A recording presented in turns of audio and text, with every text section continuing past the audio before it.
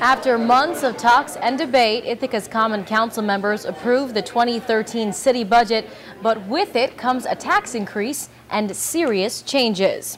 Good evening, everyone. I'm Laura Queso. And I'm JB Buno. Thanks for joining us here on the late edition in high definition.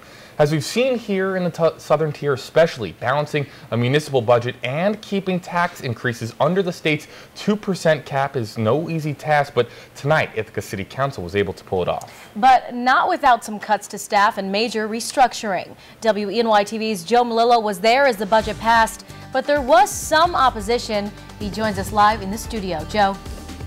Laura, that's right. The budget passed with an 8-2 vote. Now, the two council members that voted against it say they didn't like how quickly it was put together. The budget includes a tax increase, raising the tax levy by about 2.7% and the tax rate about 1.5%. Mayor Myrick says it's the lowest tax levy increase since 2000 and didn't require any layoffs. The council was facing a $3 million budget gap, and this was the first time the 25-year-old Myrick was thrown into the budget process. The mayor's proposal was called, quote-unquote, aggressive by other council members because of the serious restructuring to city government. Now, the police department is struggling right now. In a letter to the city council last week, Police Chief John Barber asked them to fill several of the 9 vacant positions in the department. Each officer costs about $76,000 and adds that to the budget. Now, this budget only adds 1 school resource officer. There was a vote to add another officer tonight, but it failed.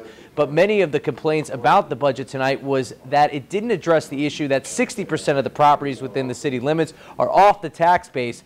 Those properties are either colleges or nonprofits and therefore are non-taxable, driving the rate up for residents.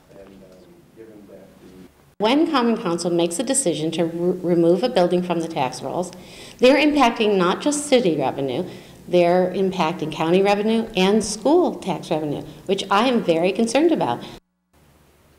Now, the mayor says he plans to work on those issues like the tax base. Live in the studio, Joe Melillo, WENY TV News.